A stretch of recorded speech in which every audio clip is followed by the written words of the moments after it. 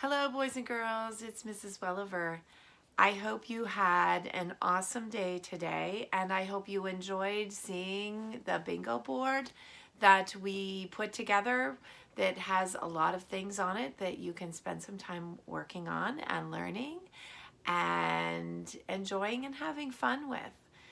And today was a day that I was really thinking about you all day long and trying to get some things together so that we can continue working and doing things and activities. And one of the things that I absolutely love doing every day when we were together in the classroom was reading a story. And I thought, well, hey, I could still read a story.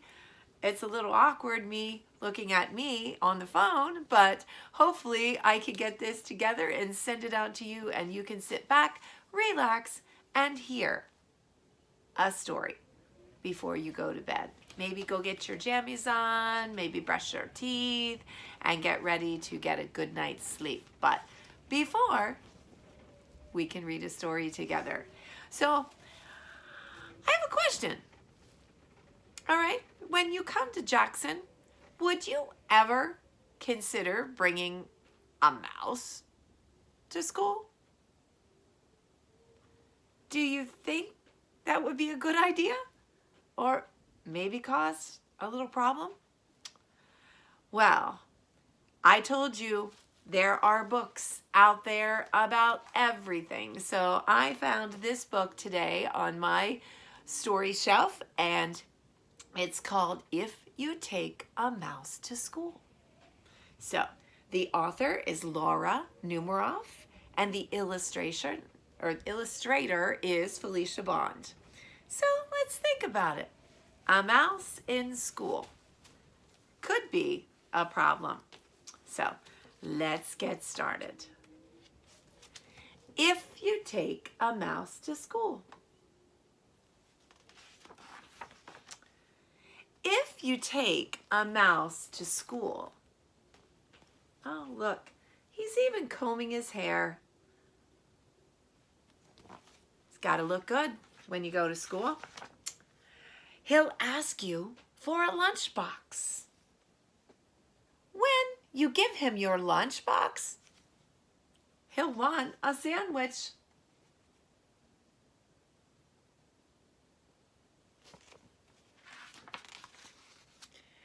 And a snack for later. Then he'll need a notebook and some pencils. He'll probably want to share your backpack too.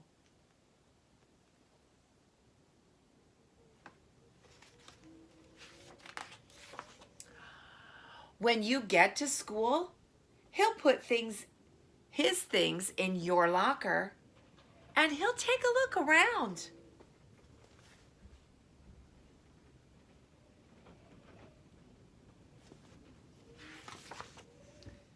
He might do a little math and spell a word or two. He'll even try a science experiment.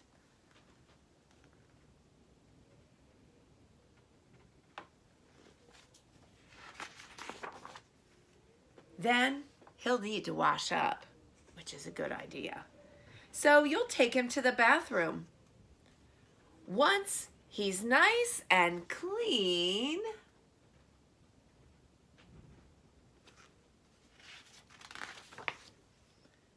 he'll be ready for lunch. On the way to the lunchroom, he'll see someone building with blocks. He'll build a little mouse house. Maybe he could sleep at school. And make some furniture out of clay. Then he'll need some books for his bookshelf. He'll start by writing one of his own. So he'll need a lot of paper. So could he write a book? Maybe could you write a book?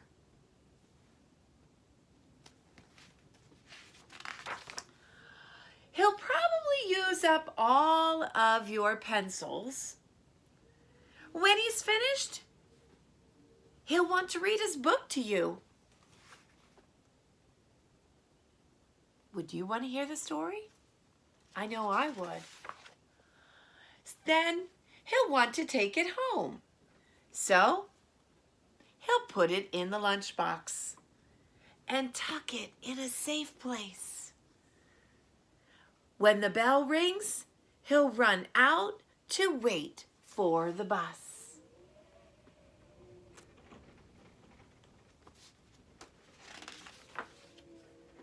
While he's waiting, he'll play a quick game of soccer. Then he'll ask you to shoot a few baskets.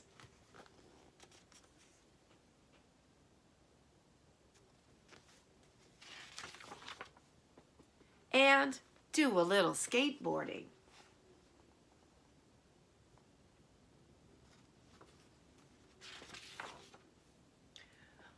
When he stops to catch his breath, he'll want to eat a snack.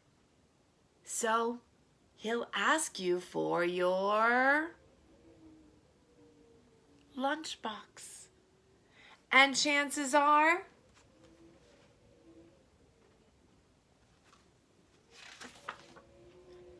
if he asks you for your lunchbox, you'll have to take him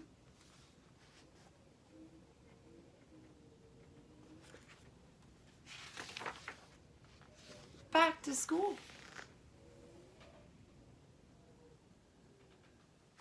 So boys and girls, that is the story of if you take a mouse to school.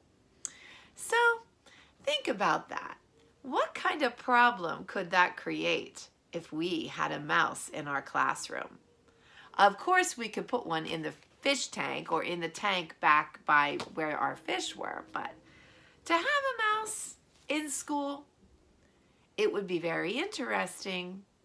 It would be very fun, but it could also cause some problems because Mr. Felix's rule is no candy, gum, toys, or mice at school. So, boys and girls, I hope you enjoyed this story. I look forward to sending you a message tomorrow and maybe seeing you all on Zoom, and I hope you have a good night.